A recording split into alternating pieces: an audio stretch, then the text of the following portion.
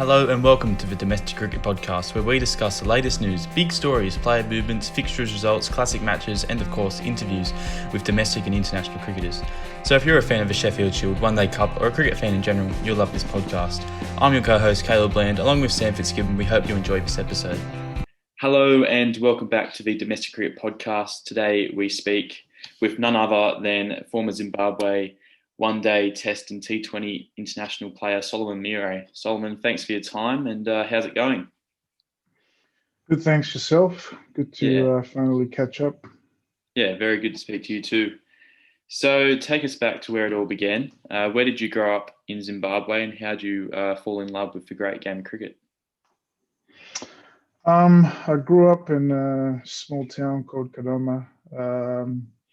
I just started off playing baseball, and there was no cricket at my school at the time. It was a public school in Kadoma at the time, and one of my relatives, actually, one of his best friends, sort of introduced the game to us, and we actually saw them carrying the kit bags and all that stuff, and having where you're sharing a baseball bat and a baseball mitt. It's kind of interesting when you see people carrying kit bags full of equipment. So we straight away were drawn to the game, and then it sort of grew from there, and eventually took it a little bit more seriously. Played a fair bit with a couple of my mates, and we all stayed sort of together till. We actually played international cricket together, a couple. One of the guys, Friday Castini, I grew up with him. He ended up relocating to Australia with me as well. So, yeah, it's a pretty interesting story. Yeah, it is an interesting story, and we'll get to that very soon. So how old were you when you played your first game of club cricket, or just your first game in whites, like your first kind of official game? The first ever game I played, I was probably 10, I think, 10, yeah. And I only made 4 runs. I played a sweep shot. I'll always remember that first shot was, I didn't even know if I was going to play anything else but the sweep shot, and lucky I kind of nailed it. And that was kind of a lasting memory. So, I was 10 years old, and it kind of happened pretty quick because we got addicted to the game pretty quick, and we used to just spend so much time at the nets. We used to go to this school called Jamison High School, and with all my mates during school holidays, and we would hit balls, play this game called Sudden Death all day, really, like all day, and then head back home. So we quickly became known as the cricket kids. We used to carry our kit bags. And sort of walk maybe an hour or so to get to this ground, and then we would spend the whole day playing. So what's sudden death? I heard you say that. What's the rules in that game? Yeah, so the rules were, if you got out, you got out, and the fielders were placed obviously so that you made very little mistakes. So we had the 2 infielders that were pretty much right by the fence of the nets. And then, the guys, if you nicked off or you got bowled, there was not really LBW at the time.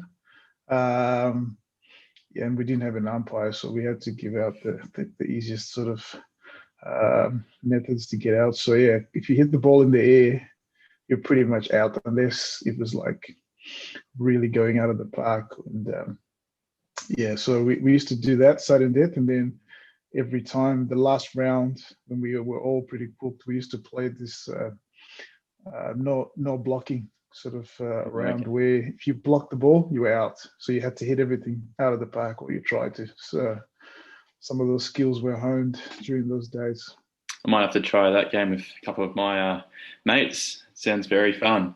So how did you, what was your pathway from as a 10-year-old falling in love with the game to playing under 19 cricket for Zimbabwe and underage tournaments and such like that?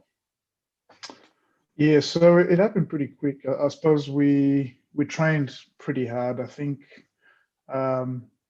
we kind of progressed pretty fast because we trained every day. And at the beginning, we didn't play as much cricket. It was more about just refining that skill, right? And um, from then on, we got noticed at like one of the provincial. There was an annual sort of six-a-side comp that used to happen, and that's where we got noticed. So we used to bat in pairs, and me and my friend, the one I just told you about Friday, we used to bat together, and then we kind of just got picked up from there. We made it into the provincial under 13s. That was my first time I got picked up, and then from then on, we sort of progressed through, I suppose, through the age groups. All the way to under 19s, played a couple of years of under 19 cricket, ended up going to the under 19 World Cup in Malaysia, 2008. And then, yeah, it was, I suppose I made my first class debut. I'm not too sure whether it was before 2000, I'm not too sure which year it was, but yeah, it sort of all happened at that time. And then, there was the little breakaway when, yeah, things just went downhill, and then yeah, that's when I relocated, I guess. So, what was the experience like at the World Cup in Malaysia? How did you find that? Like the sudden change and all the different teams you were playing, and the quality of their players and the professionalism. What was all that like? I mean, yeah, we didn't really get off to a good start. I mean, we were not in a good position, or we didn't have a good sort of build up, because Zimbabwe probably was having its most torrid time off field. Like the political scene was really not really great, and it affected everything. I mean, the economy was in tatters at the time, nothing in the shops and things like that. So we had the worst preparation going in, and when we rocked up, it just compounded. We didn't even have our equipment for the first couple of days, so we were really on the back foot. So the morale was really low. Yeah, it's probably the lowest point for some of us, because we had kind of experienced some of the better stuff as well. So yeah, this was like a really, really, really low point for us, and we really struggled during that World Cup, and I think we lost to Malaysia. We lost. Yeah, it was not a good year for us. So whilst, I mean, we interacted with other players from other teams, and we could just tell how happy they were and what they were going through, what they were getting paid. You could just, it was just chalk and cheese between us and them. So yeah, whilst it was a good experience to get on the field with those guys, I think none of us really had any lasting memories from that tour. So, what was the payment like for the Zimbabwe players compared to, let's say, the Australians and Um, stuff like that? well, I think I remember we weren't getting like a match payment. We weren't getting we were getting some sort of an allowance, and I couldn't even tell you how much it was at the time. But I remember when we spoke to the Australian guys, I think a couple of the guys asked the Australian players, and we met as we're sharing a lift, and we were absolutely surprised, because we were like, well, we're not getting any of that. I can't remember the figures, to be honest, but all I know is we were literally nowhere near what the Australian players were getting. So, you came back to Zimbabwe around the same time and played in the Logan Cup, which is a Zimbabwe first class comp, at the age of just 18 for the central side. What was that like playing against? You would have played against some pretty quality Zimbabwean national players at that time. What was the experience when you first started in the first class comp like? Yeah, I mean, it's probably the exuberance of youth. You just don't think too far ahead. I suppose at that time you just full of energy, and all you want to do is get out and play. So for me, that's what it was all about: having a bit of fun, and trying to see whether I could actually take it seriously. You know, the whole situation at the time. So yeah, I was just trying to just go out there, and I was actually very, very aggressive. At that time, I was more aggressive, I think, in many respects with my game. So that was probably, what I remember. I just used to throw away my wicket more so than what probably most people saw at the international level. So it was just very carefree. Just go out and express yourself, kind of cricket at the time. So and I think for me, there were probably years that I never really understood my game. It was more just see the ball, hit the ball, which can be a good thing. Yeah, keep it simple. Yeah. And it wasn't too long after that you decided to move to Australia. What was that decision like, and how long did you know that you wanted to leave Zimbabwe for a different lifestyle? Yeah. So we when we were still in school, we used to talk about it. I mean, for us, it was the challenge. The ability to see, because Australia was a really dominant force in the cricketing world, and we wanted to get an opportunity to sort of see if we could improve our game by going across, and we felt a little bit stagnant, because we just felt like we were missing out on some a certain part of or development in our game, and we talked a fair bit about it. Well, when we were still in school and when we left, the opportunity came, and it pretty much the main reason was at the time there was no cricket being played in Zimbabwe. I think we'd suspended ourselves or something like that. So it was a bit of an opportunity to actually continue playing, and then also to test myself and see if I could actually play cricket in a much more competitive environment. And then see whether it was something I wanted to do seriously. So, did you do that all by yourself, moving to Australia? Obviously, you're with your teammate, but was there any help Um, from Zimbabwe Cricket Union or anything like that?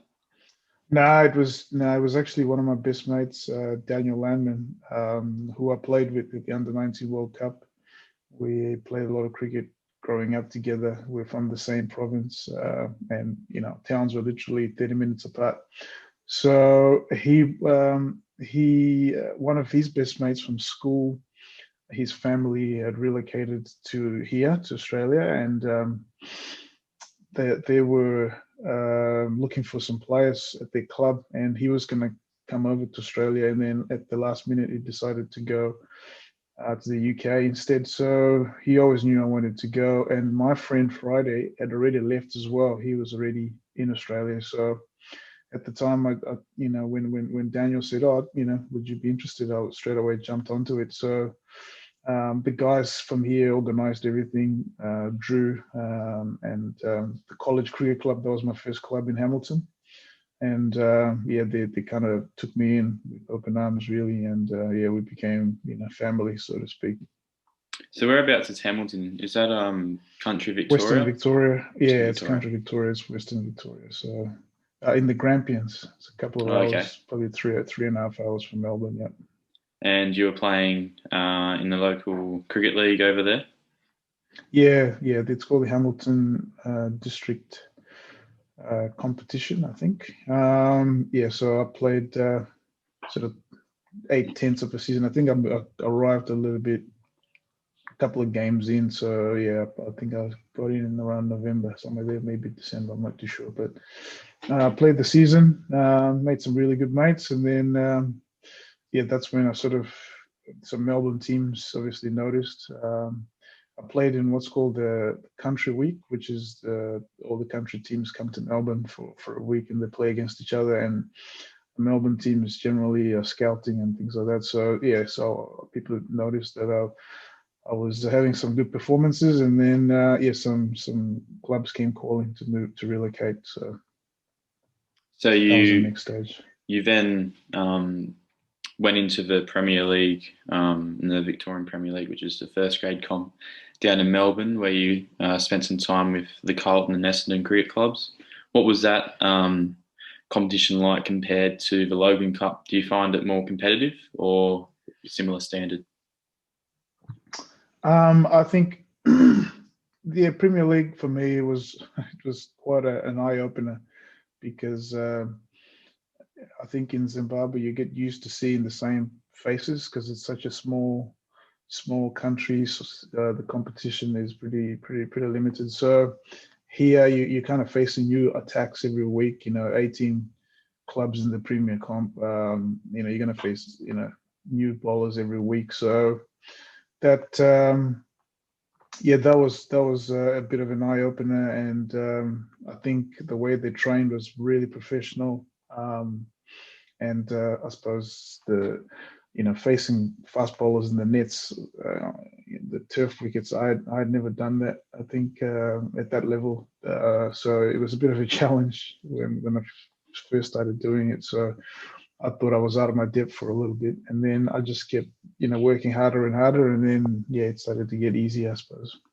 And all that work, hard work paid off, because in the 2012-2013 season, you were named in the team of the tournament, in the first grade team of the year. How was that achievement for you, and how did you celebrate it? That was probably one of my favorite moments in cricket because I had sort of I'd sort of put in the effort to try and sort of reinvent myself as more of a batter. And I spent a bit of time up in Sydney actually with my batting coach at the time. I got introduced to him, and he changed my technique 3 weeks before the season started. So we spent a lot of time. His name is Neil DeCosta. I don't know if you know him.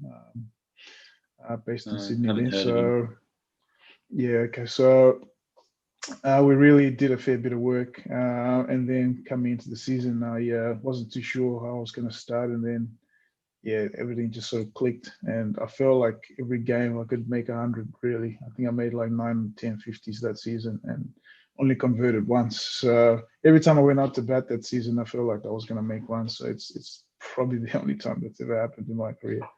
So it was quite rewarding. It was quite rewarding. And during the winter, during the off season, you'd spend some time in the Northern Territory, the Darwin Cricket League, and this is correct. You scored 260 off just 157 balls with 21 sixes playing for Waratahs up in the first grade comp in 2013. Now, I think I remember hearing about this, and it circulated around over the cricketing newspapers and all that around Australia. What was that knock like, and who were you playing? It was one of those days when it didn't start off very well. Actually, I think it was a slow start, and then something clicked. I think I hit one boundary, and then everything just flowed from there. So we were playing a team called Southern Districts. Southern Districts, I think. And they had a couple of imports. They had a guy from Hong Kong who used to bowl, he used to be quickish. He used to open for Hong Kong. I think he got in trouble with some match fixing stuff. And who else did they have? They had a couple of imports, like everyone in Darwin, So, everything just started, it clicked, and everything I swung at sort of went out of the park. So, I don't think I've ever had another day like that, really. So it was quite a good day. And actually the following week, I think I made 180. So it sort of got me going, and really had a nice little stint there. And those two knocks got you noticed, not surprisingly, by the Victorian selectors, and from there you were playing a fair bit in the national second 11 competition for Victoria. Was that what was the competition like in that, and was that a major step up for you, and how proud were you being selected in a national competition? Yeah, I mean, when I first came to Australia, obviously I wasn't really sure if I was good enough, especially when I relocated to Melbourne, because, like what you mentioned, starting at Carlton, I first came in the threes, and then the following week in the twos, so you kind of, you start doubting a little bit, how far you can go with the game, and then you just, putting in the work, and then obviously coming back, having a good season, then having some good performances, and then you get the reward, team of the year, and then next thing you're in the academy, and then you get the opportunity to play with first class cricketers like your Kawajas and all that stuff. That was the moment when I started thinking, you know what, I think I could probably play more cricket at this level or higher. And the same year, you were signed by the Melbourne Renegades, another step up in BBL03 as a community rookie. And you got to train alongside players like Aaron Finch, James Pattinson, TJ Bravo, Peter Siddle, and obviously Mire, the greatest test spinner of all time. What was that like? Was that a massive step up? Obviously, second 11 is very competitive, but then to play in a well-renowned Big Bash tournament with massive crowds, how'd you find that? Yeah, it was surreal. So I remember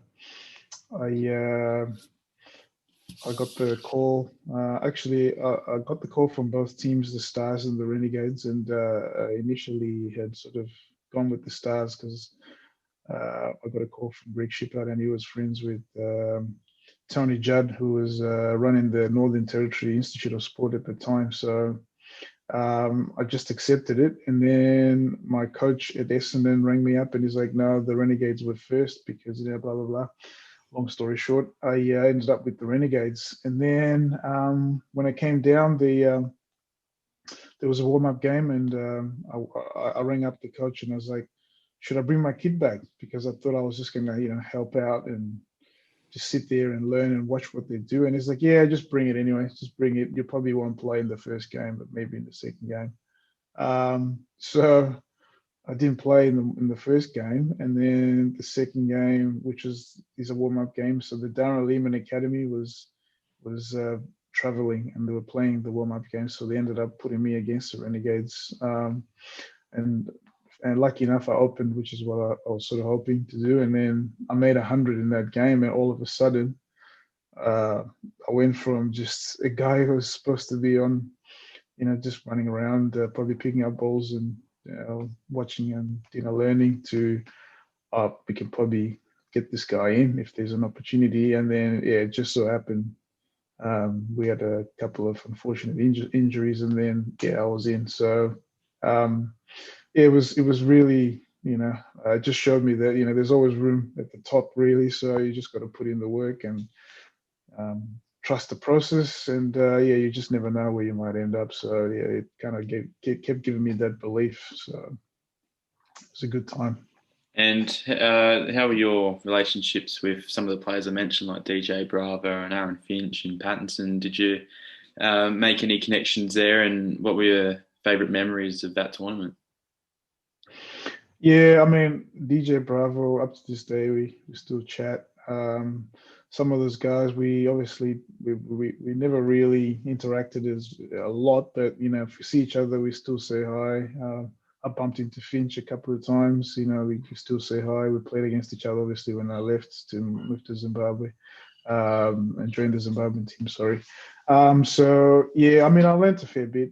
Those guys, if anything, they back themselves, they trust their games. I mean, the guys at the top, they always do that. They put the bowlers under pressure if you're a batter, and as a bowler, it's all about the skill. You got to make sure your skill is up to a level that makes you competitive.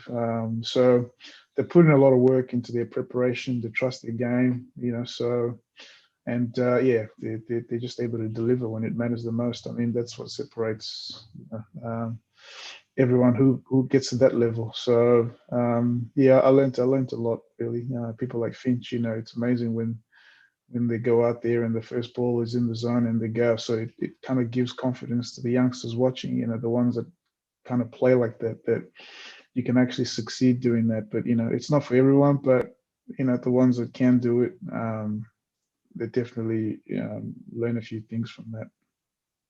And you, as you said before, you finally got the opportunity to make your debut, and it was against the Sixers at Etihad Stadium in front of over 14,000 people. Before that, what was your the highest attended match that you'd played in front of? Um, Not so sure, to be honest. I think maybe the warm-up game that I played in Ballarat, which had a few hundred people. I'm not too sure under 19 if we had a game. There was some games where had more players in them, so fans, sorry. Yeah, but it definitely was an eye opener to be in front of that crowd. And yeah, it was probably, you had to pinch yourself a little bit to see whether it was really happening. So yeah, it happened pretty quick. Let's just put it that way. And in that match, you unfortunately got dismissed for just a run. But what was it like overall? What was it like in the field? Did people know your name? Did anyone ask for a signature or anything like that? How was it like this superstardom? Yeah, you know what? I was literally doing interviews on the sidelines and all this stuff. It was just out of this world. It's a pretty good experience, the Big Bash. And at that time, I 1 minute I was just thinking, well, how did this happen? And I literally was living about less than 5 minutes from the ground. So yeah, I walked there, and some people kind of remembered who I was. It was quite fun. So it happened pretty quick. I mean, the whole incident, the run out. Yeah, I still remember to this day. It's just like 1 minute you're on the field, the next minute you're off, and you're like, geez, I didn't anticipate that. So yeah, it's a fickle game, cricket.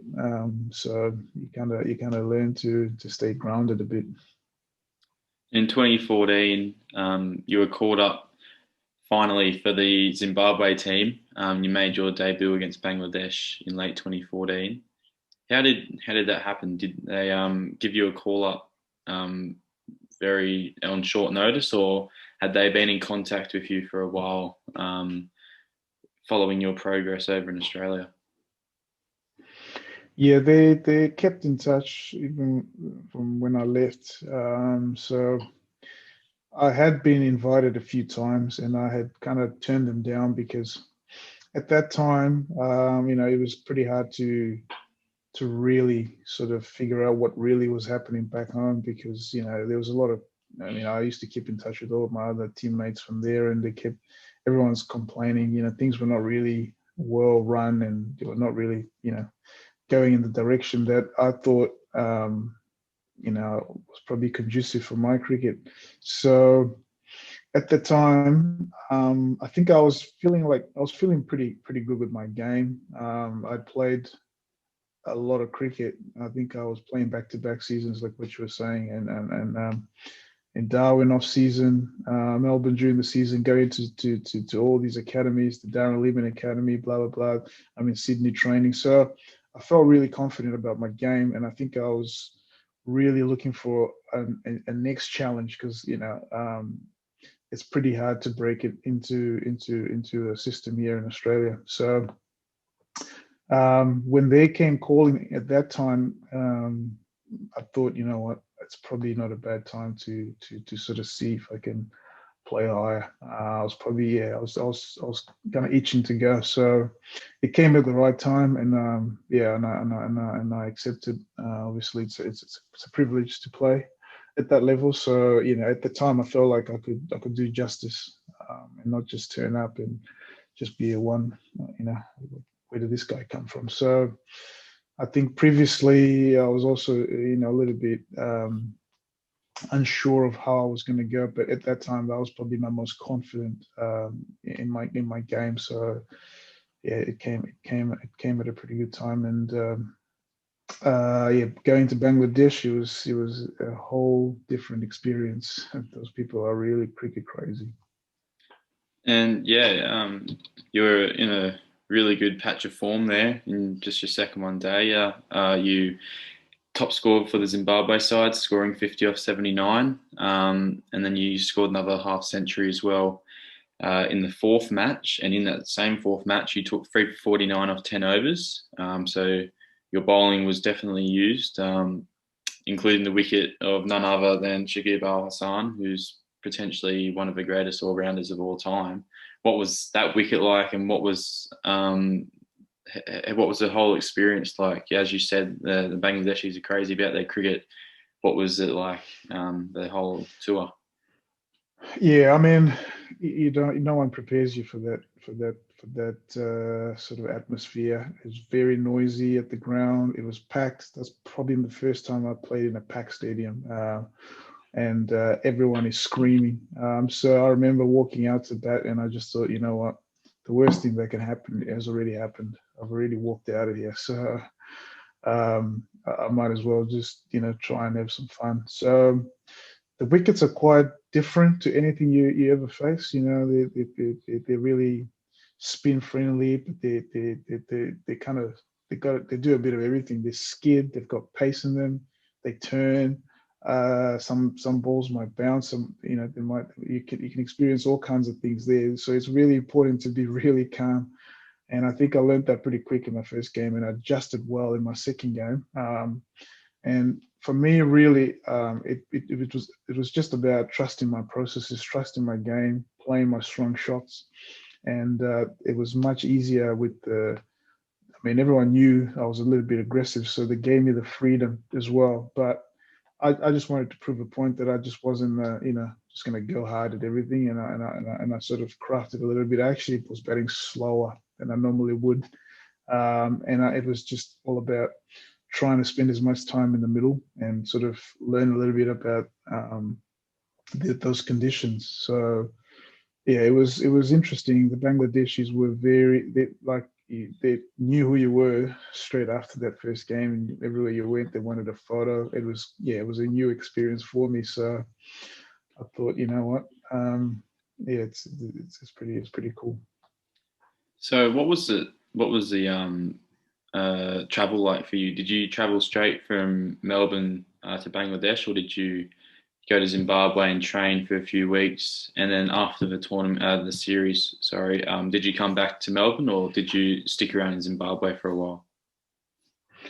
Nah, so my first series, I flew straight from Adelaide. I was at the Darren Levin Academy, and then from there I flew straight back to Adelaide, and then moved back to Melbourne after my stint in Adelaide. So yeah, I mean at the time, so during my tenure, we had different coaches. We kind of went through a few coaches. So each coach had his own, um, I suppose, important things or non-negotiables. So at the time, Steve Mangongo was the head coach, and yeah, him and I got along pretty well. I was quite happy with our personal relationship. He trusted my game. He allowed me to just play freely. So it was really up to me. And if I made mistakes doing what was, I suppose, seen as my game, we were, we were okay. We were okay with that. Um, and then I suppose the other different coaches, they wanted me to turn up for camps and all this other stuff. So it was always going to be changing. It was going to be transient, just depending on who the coach was. And then not long after came the 2015 World Cup hosted in Australia and New Zealand, and you played 5 out of the 6 Zimbabwean matches. You unfortunately couldn't make the quarterfinals. But the first game against South Africa, you hit your tournament high score of 27, including 2 massive sixes in the same over against Morne Morkel. And I remember watching this live, I think on some dodgy website because it wasn't on free to air. I just wanted to watch Zimbabwe play, and at times in the game, Zimbabwe were well on top. And how was that game like for you? And straight into the tournament, third game. Yeah, it was really, really, it was a close game. that we probably could have done better than what we showcased, even though we put up some strong performances there. Yeah, personally, I was probably not in a very happy space because I'd just been I think I'd been dropped to the lower order. I think I was batting 7 or 8. I think I had a bit of a chat with the coach, and he's like, "You're gonna float. You're probably one of our biggest hitters, so we gotta push you back." And I was like, "Well, I made my debut batting up the top, and I'm sure that I can bat." And he's like, "Well, you're a bowler as well. They wanted me to be more of an all-rounder." And I was like, "Well, uh, I think I'm a better batsman than what you're making it out to be." So that's probably where the anger was. And I went out just saying, "You know what, I'm just going to see out 1 or 2 balls, and then if it's in the zone, I'm going to swing." And yeah, it came off that particular ball, that morning ball that everyone still talks about. And even the over that I faced off Delstein, I think I hit maybe 16 or something off that over as well. So yeah, it was like a late cameo that just I needed to go. We needed the runs, but I think at the time we had not many wickets left as well. So um, it came and went pretty quick, but it gave us a lot of confidence as well because we kind of pushed them, and then even with our bowling, I think we kind of had them in a precarious position, and then we kind of lost it. So we were still in the game for most of the time. We just didn't really, I suppose, get our tactics right, or we didn't compete for as long as we probably should have. And what was that night after the match like? Because obviously there would have been a fair few people tagging you in posts on Instagram. Because that one of those sixes went 103 meters, and I reckon it was probably the biggest shot of the tournament. What was it like? Everyone knowing your name after that one shot. Yeah, I mean, because I've experienced a fair bit of failure, I'm quite grounded, so I kind of knew that it's just a tide. It's gonna pass. I was just happy to make some people happy, and yeah, it didn't really, I suppose, I didn't feel like, I was this big thing or anything like that. If anything, it was just a bit of fun. The boys that I play club cricket with would have been just laughing because they knew I had done that a few times, without the cameras. So it was a matter of just showing the world that that I could do it, and I was just happy that it was at that stage. But yeah, once again, I was it was just a happy moment, just one of the many memories, I suppose.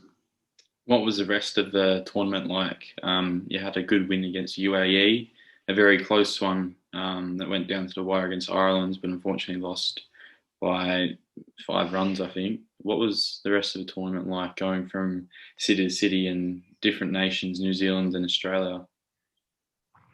Yeah, it is. It's really really phenomenal. The World Cup is an amazing showpiece, and I was quite lucky, obviously, to be a part of it. And yeah, I think the ICC, it's well run, it's well designed. It's just it's amazing. I mean, the way we experienced every part that we traveled to.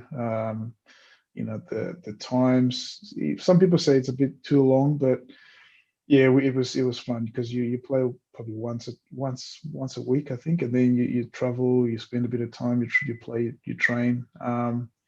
The whole experience for me was really really fun, and yeah, it was something that I was hoping I could experience again. So unfortunate it didn't happen, but yeah, I really thought the World Cup here was really cool, and the fact that you're traveling between two countries as well, Australia and New Zealand, made it even better because you're just experiencing two different cultures and, well, more cultures. But yeah, it's just amazing.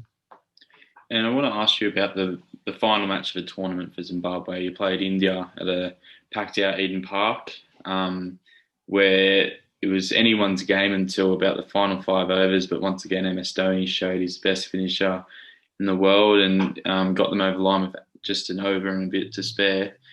But what about Brendan Taylor? How big of an influence did he have on you? And that was at the time he, after the match, he announced his retirement, but obviously came back and he's still playing for Zimbabwe. But what was it like watching that century, 138 from the stands and also on the field? And how much has he helped you over that short time period and obviously after when he returned to Zimbabwe? Yeah, I mean, it's amazing. I keep thinking of how many of Zimbabwe's problems are mainly because a lot of the kids don't really learn from some of these senior guys that have done it time and again. I think Brendan Taylor is a huge influence, and I think having him in that setup is really huge for all the upcoming cricketers. For me personally, I remember starting that innings because I was promoted back up to the top, and we lost a wicket, I think, first over, and I was in maybe third ball of the game, I remember. And for the first 5 or 6 overs, we couldn't get going. Like, I was batting with Brendan, and we were just surviving. And I remember he managed to he sort of took on one of the bowlers, hit him over the top, but he mishit it, but he just landed safely, and it sort of trickled. And we had a chat, and he's like, if the ball is in your zone, you've got to back yourself. If it's your day and it comes off, it's going to help you to sort of kick on. I never forgot those words because you kind of get caught up and you change your game to suit, well, let's just say you don't start really well or start as quickly as you would like to, and then all of a sudden you might put away some of your strengths or some of your shots. And Brendan kind of reminded me that what's worked for you will always work. If you don't give it a try, you won't know whether it was going to work or not. So it's that kind of confidence that I picked up, and obviously I wanted to watch him play spin because he was so good rotating strike and his boundary options. So everyone knows his game. That's the beauty about it, and it's probably one thing about the really good players, that everyone knows where their strengths are, right? And then you still got to bowl well to them. Yeah, watching Brendan bat, and when he does perform, it's just amazing because he's one of those guys that he puts in a lot of work behind the scenes, and yeah, it's good for him when he gets the rewards. Now, 2 years later, some would say it was one of your finer moments in your international career. You scored your maiden one-day century in 2017, which came against Sri Lanka at Gali International Stadium. And it gave Zimbabwe's first one-day victory against Sri Lanka in Sri Lanka. You chased a total of 316, which was the highest ever successful chase in Sri Lanka, and the first chase of more than a total of 300 in Sri Lanka. You got the man of the match. You also bowled a bit in that match. What was it like for you that day? Did everything just click, or did you have to really work hard picking the gaps, or did it just fall in place for you nicely? I think I don't know if you remember, I had to review. I don't know whether it was twice. I had to review to send up. I got given LBW, and I had to send it up for review. So we had done a lot of work going to Sri Lanka, preparing on how what our options were going to be against their spinners. And I remember, we spent a lot of time sweeping and reverse sweeping and doing all that stuff with Lance Klusner, who up to this day I reckon is one of the best coaches I've had at that level. The confidence that he just instilled in me and in the team to go out and express ourselves and make mistakes and learn from them. I'll never forget that. So that was probably a culmination of all the hard work we put in. We spent a lot of time in the nets, doing those sweeps and reverse sweeps. And I think the confidence came when I got given LBW or court, I can't remember, and I reviewed it. And one of the guys, I think it was Sean who I was batting with, he came to me, he's like, "Don't stop, just keep going." And then it came off, and then from then on, it just worked. So I was pretty happy facing pace throughout my career, but the spinners were, something that I had to spend a bit of work to really develop those skills. Because I think when I was in Zimbabwe, I was okay with the spin, and then when I moved to Australia, there was not much spin at all. So I just sort of lost that side of my game. And then when I went back to the international scene, it was like I had to rediscover it and probably develop new skills like reverse sweeping and all that other stuff. So yeah, it was interesting. But I really enjoyed batting in Sri Lanka. I think I got myself out most of those games anyways. So yeah, as you do in cricket, you're always getting yourself out a higher percentage of the time. And But the wickets were really cool. And obviously, you ended up winning that series, a 5-match one-day series, 3-2 in the final game. I remember I've seen those highlights about 100 times, just celebrating after the match. After I think it was Sikandar Raza hit a six. What was the celebrations like after that? Because obviously you said before a lot of work went into that series, a long away series for Zimbabwe, and I think it was your first one-day series win in Sri Lanka or maybe even Asia. So what was it like for the playing group and all the people behind the scenes? Yeah, I think we were really flying high at that time. We really thought we had found the formula. We had a team that I suppose was well curated. I think they'd kind of brought us all together to Tinder Taibu, Heat Streak, Lance Klusner, and then Creamer running the show, and everyone. So what was really different in that team was the roles. Everyone had a specific role. I don't know if you noticed, everyone that came in, played a little cameo of some sort. So our roles were really different. Like I knew I had to cash in that first 10 and then hopefully kick on, right? So ideally the plan was if you cash in, give us a good platform. If you're still in, then you've got to go all the way. Like obviously, like anything, obviously, I've never really kicked on many times. Probably, one of my weaker areas in the game. But I felt like the role was so clear for everyone, and I think we gelled really well. So we were sort of on the way to probably putting more performances like that. And it's a pity that it just didn't end up happening like that. But I thought at that time we were really, really happy. We were so excited, and we really became a confident unit after that series. And we ended up having I don't know how many months off we had after that, but see that's the other problem as well. If we had kind of managed to continue playing, I think we would have it would have been a different story today. And so Zimbabwe's next tour was back at home against the West Indies Test series, and many around the world saw you as a white ball specialist, but you finally got picked in the Zimbabwe Test squad and played 2 matches in the series. What was that like? Did you feel like you were ready for Test cricket a bit earlier, or did you feel like you'd finally fine-tuned your red ball cricket enough that you deserved to be in that Test side? Yeah, I definitely knew my game. I think that was the reason why they gave me that opportunity, because I knew I never really had issues with fast bowling.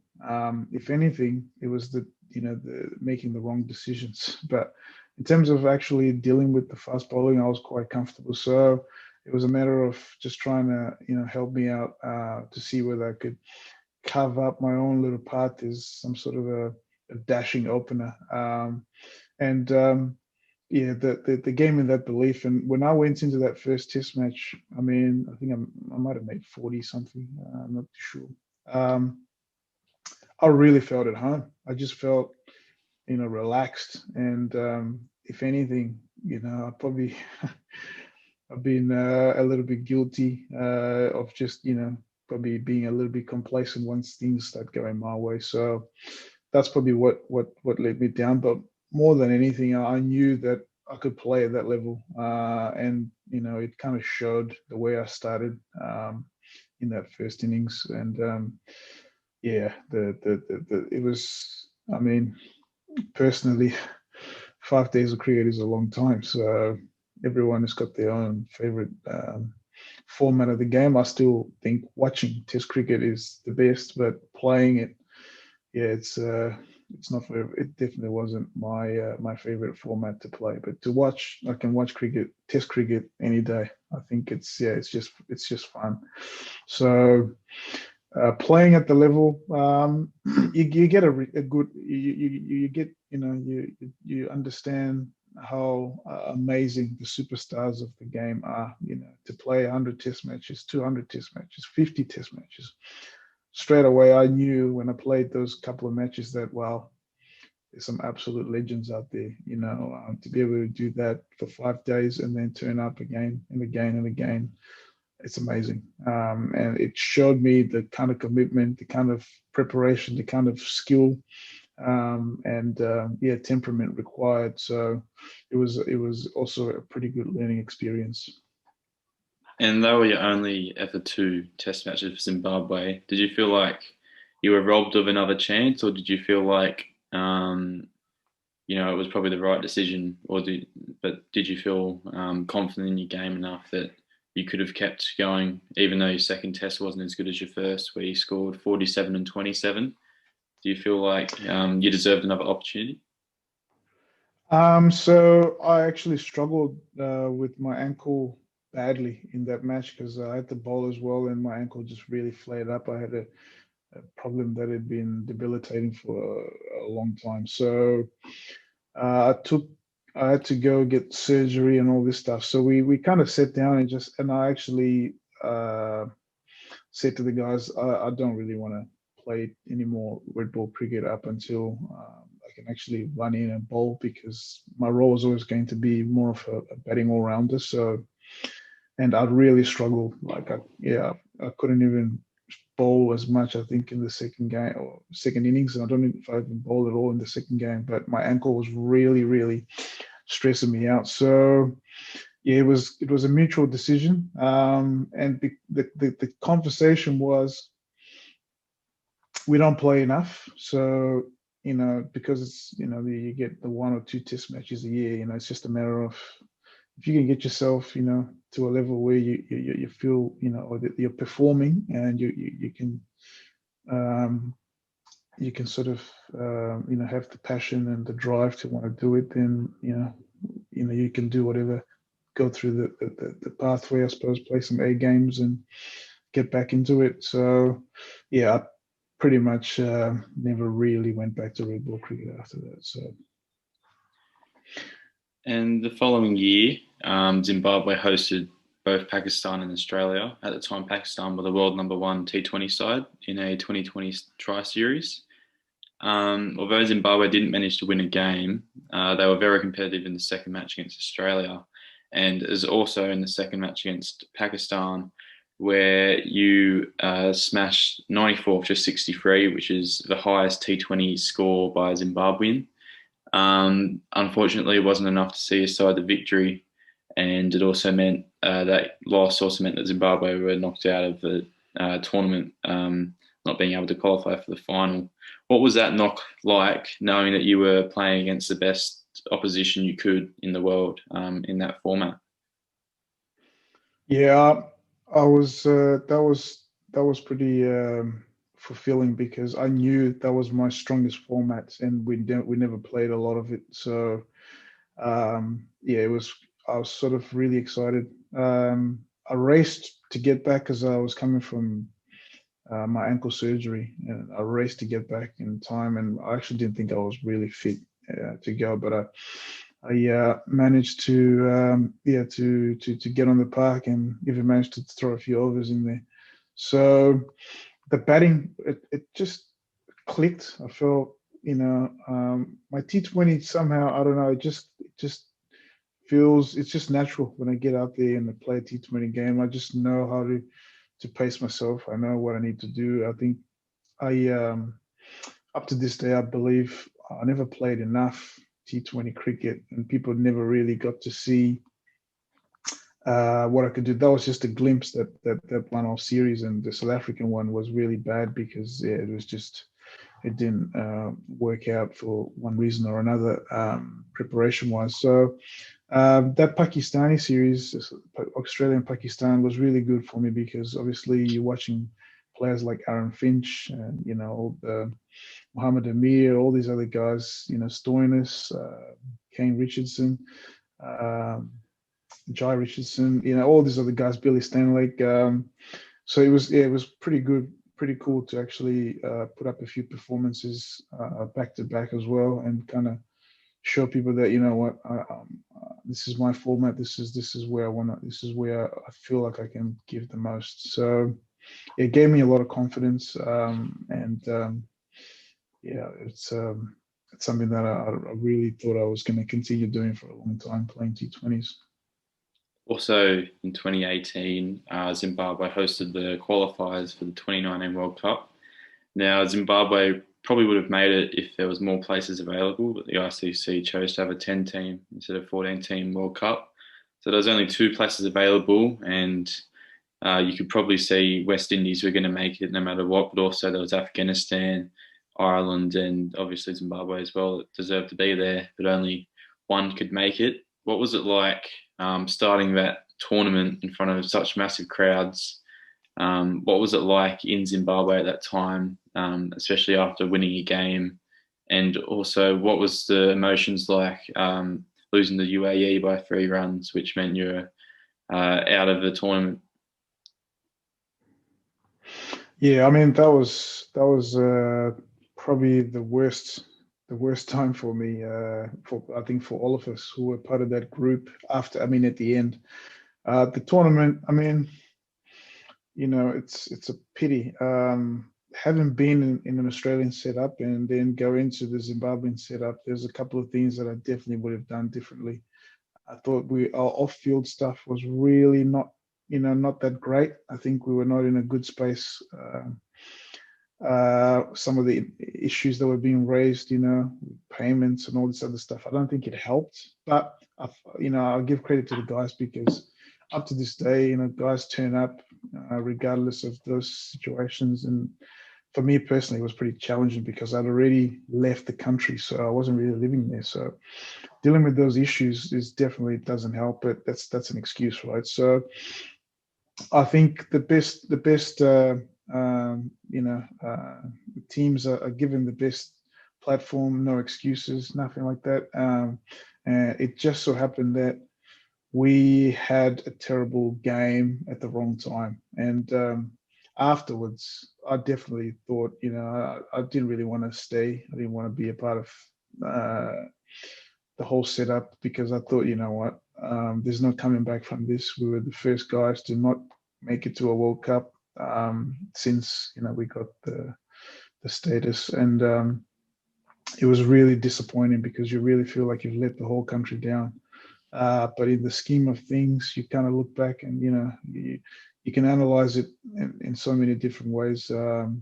Italy, who have won the Football World Cup, didn't make it to the World Cup and didn't throw the sink at everything. So I think whilst things didn't go away, it could have been handled. That whole post qualification period could have been handled a little bit better than what it did because it almost felt like cricket had died in Zimbabwe. I mean, yes, it was a big blow to what was the fun. It was for the financial implications and all that other stuff, but there was still a lot of off-field issues that really could have been better handled before we went into the qualifiers anyway. So yeah, up to this day, it's probably personally my lowest points because when I left, I thought that was it. I thought I was never going to go back, and I thought, you know what, it's probably up to someone else to try and get the team back to a respectable, outcome at the next qualifiers, and then yeah, ended up coming back to play the T20s when I thought there was an opportunity to qualify for the T20 World Cup, which I thought would suit my style and probably be a different experience altogether. So yeah, it kind of started the domino effect, and yeah, it wasn't a great time for the guys that partook, and I think the ones that yeah, there's a lot of scars hanging around. So as you said, there was a T20 World Cup qualification, but unfortunately, just before the tournament started, the ICC banned Zimbabwe from participating in ICC events, and they cited political interference with the cricket board as the main reason in July of 2019. And shortly after that, you announced your retirement on Instagram from international cricket at age just 29. Did you feel like that was the decision that needed to happen, and what was the thought process behind it? Yeah, I mean that decision, to be honest, like I mentioned to you earlier, was made pretty much after the T20. I mean the qualifiers. After we failed to qualify, I knew that I mean once after we failed to qualify, I kind of felt like it started playing on my mind a little bit. And then when everything sort of went downhill, they sacked everyone, and no one really knew what was happening. Things just started to build up, and I think the fun aspect of the game was, started sort of slowly eroding, and other issues started creeping in. Like I started sort of not really getting along well with the coach. He came in and tried to change a lot about the way I was sort of going about my business. And we were at loggerheads pretty much every single training session. Really, in the nets, you could never really have a good time.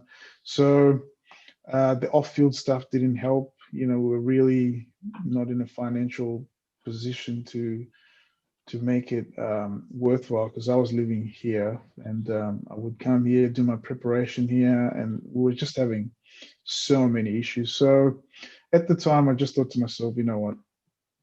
I play this game for the fun of it, and to travel around the world and experience all these beautiful things, and it's an opportunity that many people don't get. But now it's starting to feel like it's lost its I suppose its meaning to me, and I'm not really enjoying myself, and I stagnated a fair bit. I was training really hard. My coach, we were pretty happy with my preparation, and then I would leave, and then nothing clicked. So yeah, things started to build up, and I just got to a point where I was like, you know what, it's a disservice, really, when you're not really giving your best, and you're not performing, and you're not really contributing to sort of take a youngster's spot. And for me, I thought, you know what, as long as I'm not improving or playing at a level that's probably respectable, for my standards that I had set, it was probably time for me to try and rediscover something else, and move away. I mean, when I told the boys I was just going to leave whiteboard, the test and one day stuff, and then try and focus on the T20s. And I think once we kind of knew we're not going to be part of the T20 stuff, I think I just thought, you know what, might as well just finish up with the whole thing. So that surprised the boys, because they thought I was going to stay for the T20s. But I thought, you know what, it is what it is. If anything, if I just wanted a break and see if I could come back and play with my mates here and have some fun. So I've got to raise an important question. From 2014 to 2019, when you were playing for Zimbabwe, how did you earn a living? Because obviously the paying rates for the Zimbabwe side has been known to be pretty poor. And obviously during that time, there was a few challenging financial situations with the board. So how did you live off match fees and the payments you got, or did you also have a job on the side when you returned to Victoria? It's pretty much, it was more like a hand to mouth situation, really. There was not much savings, so I was doing what's called like a tour contract. So I for some reasons that obviously we can't get into on this platform, the kind of contract I could have at that time, which allowed us to have a relationship. It was a tour by tour contract. So at the time, to be honest, the financial side of it was never really an incentive, I suppose an incentive for me to stick around with the Zimbabwean side. It was more the opportunity to play and build my profile as a cricketer. And I mean, no one really plays cricket to make money at the beginning. I think everyone just wants to get on the stage, enjoy it, express yourself, leave some sort of a legacy, and just have fun. I think it's really about the opportunity. So in the beginning, it was worthwhile as well, in that they kind of, I wasn't really going out of my pocket with everything, but at the end, it definitely became an expense to play for Zimbabwe. So the stuff that I had to do to stay on the park, the rehab, the training in Sydney, you go for a camp, you do all this stuff, the flying, just took a little bit of a toll. So yeah, I started to notice things that I probably ignored earlier were just becoming, they were just, I suppose compounding. So it's it's a pity, because at some point you want the game to obviously give you some sort of assurance that you're going to be looked after as well when you finish. So you don't want to have that at the back of your mind. And whilst it wasn't a major factor for me, it was definitely a factor that I considered as well. So yeah, I mean, it's a pity. If I was living in Zimbabwe, I probably would have just taken some time off and just come back. But when I came back and consulted with some of my my mentors and things like that, everyone was like, what, you should probably go back and play. And then I just sort of put across my angle and probably the fun aspect of it. I mean, if it was still fun, I probably would have considered going back to play, and I probably wouldn't have retired in the first place. But when the fun aspect left, I think everything else just became very important. So your performance is just, you start looking at them and you're like, what, this is not a respectable level of performance to do justice for playing at that level as well. So yeah, coming back, taking some time off, and looking back at it a year on, and I still feel like I made the right decision. I haven't had a day where I felt like, what, I miss being in that environment. I mean, if anything, the batting side of it, I just miss batting. That's one thing, I miss batting. But everything else, really, it's just there. I can get that. I mean, I'm playing now some club cricket and having fun now. So yeah, I'm definitely feel like for the level, I played my little part, and it was fun. So I'm happy with that. So, for all the viewers at home, you're currently living in Melbourne, and you took up a coaching role at the Cutting Edge Cricket Academy, an indoor centre. What's that role been like for you, and what does it involve? Yeah, so that's been really good, because I had a good relationship with Cutting Edge and the owners. So it's pretty much taking my experience of preparation, development, working with some of those elite coaches, and designing programs for different age groups, different talents, and then trying to implement that, and work with the coaches, work with the admin guys, and pretty much try and run an academy in a very professional way. And we get people coming in through the door, I suppose, looking to us for their coaching needs, really. So we've got specialist coaches, and we do every player that comes in, we do like a player assessment and try and see where they want to take the game, what they're struggling with, or what we can help them with, and then we sort of map a path. So that was something that's my role, really introducing all that stuff. And then it's also kind of helped me out because it's been really flexible for me because I've been studying as well. So yeah, the ability to do both, probably wouldn't have been able to do that if I was doing a 9 to 5 kind of role. So yeah, it's been really good fun, and you get a lot when you see some people, come and leave there, with a big smile on their face, and you've kind of put them in a better place. So that's generally yeah, where I've been with Cutting Edge. It's a pretty all-encompassing role. A little bit of strategy. Yeah, it pretty much covers everything, really. So what are you up to now? You said you were studying. What are you studying at university? I'm doing a Bachelor of Business at RMIT. So yeah, I've already studied before. I did fashion, so now I just wanted to learn a little bit about the things that I probably struggled with, because I was playing cricket as well, so I never really managed to pursue things seriously. And when I finished, I just wanted to tidy up and just learn a little bit more. I think I've always been a guy who likes to learn things, so studying has been really good for me. So yeah, understanding structure, understanding processes, which is pretty much the same stuff I learned when I was trying to improve my cricket. So I've kind of taken that into my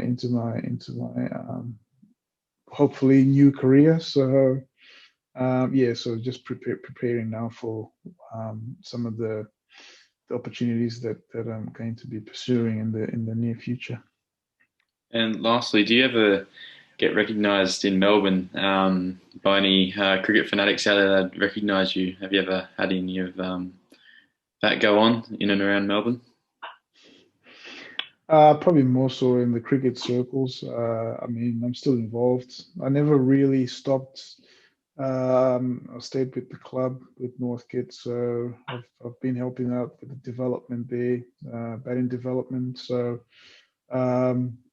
and because you interact with a lot of people through the center, the Cutting Edge, and yeah, it's not a massive place. It's huge, but you can still yeah, you can really you realize how small it is when people come to you like, yep, are you that Zimbabwean cricketer? I'm like, yeah, that's me. So there's been a few people, and I probably stand out a little bit with the locks as well. So Yeah. it's yeah, it's been good fun. I normally stop and have a chat with some people, but yeah, I bump into a lot of people in the cricketing circles, and even when I was still playing, you go to the MCG to watch Australia play in the Boxing Day Test, and people still say, "Oh yeah, are you the Zimbabwean cricketer?" I've had a few people. You sort of hear people whisper, when you walk past, and you're like, "Yeah, it's all fun and games." So. Well, thank you for joining us on the Domestic Cricket Podcast. It's been fantastic speaking to such a nice bloke and a really good cricketer. So thanks for joining us, and yeah, we'll try and stay in touch. Yeah, no worries. And yeah, it was lovely chatting.